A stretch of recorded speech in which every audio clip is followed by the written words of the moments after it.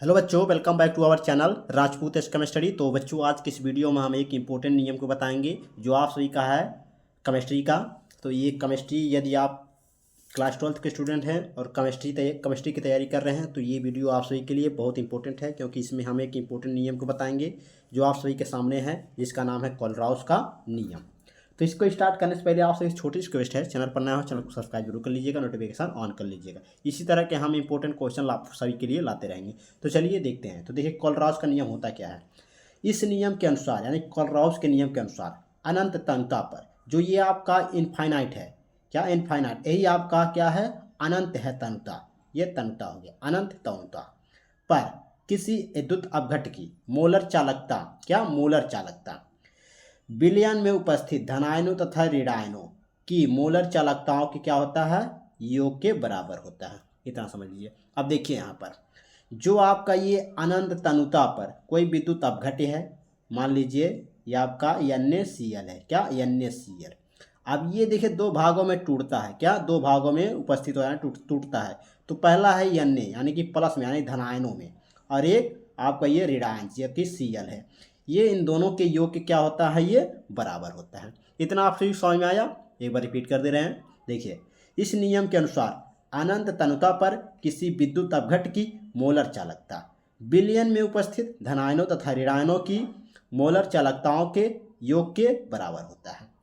समझ में आया।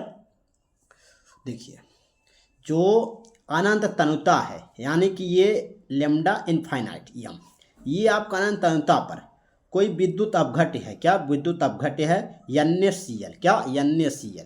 इसकी जो मोलर चालकता है विलयन में उपस्थित जो आपका ये धनायन और ऋणायन, यानी कि आपका Na और Cl, Na plus Cl minus, यानी कि Na धनायन Cl ऋणायन, इन दोनों के योग के क्या है, ये बराबर है। आप समझ में आया आप सभी को।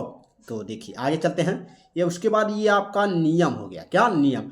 अब इसका अनुप्रयोग देखिए, अनुप्रयोग भी पूछ लेता है। 3 नंबर में पूछेगा आपके बोर्ड एग्जाम में, 3 नंबर में, 5 नंबर में ये पूछता है। तो इसे जरूर तैयार कर लीजिए, बहुत इंपॉर्टेंट है।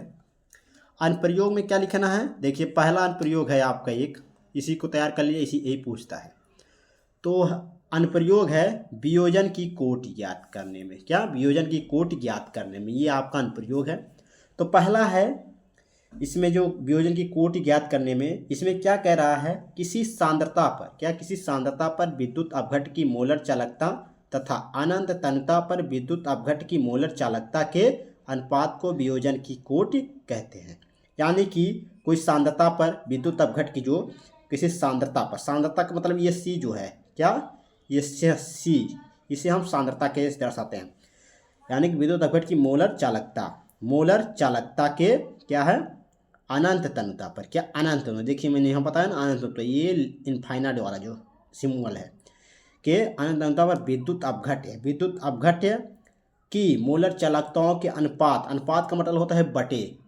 बच्चों समझ गए आप सभी। देखिए यहाँ पर ये बटे हो गया, अनुपात का मतलब होता है बटे को वियोजन, यानी कि अनुपात को वियोजन की कोटि कहते हैं। तो समझ आया। इसका सूत्र है वियोजन की कोटि बराबर आपका ये लेमडा पे C, जिसे हम सांद्रता कहते हैं, यम, उसके बाद लेमडा पे इनफाइनाइट यम, ये आपका हो गया ये फार्मूला, इसे तैयार कर लीजिएगा। अब देखिए यहाँ पर आपका जो है लेमडा पे आपका इनफाइनाइट यम जो है अनंत तन्यता है, क्या अनंत तन्यता, और यहीं आपका लेमडा पे C जो है सांद्रता यम बराबर, ये आपका है किसी सांद्रता जो कि C पर विद्युत अपघटों की मोलर चालकता।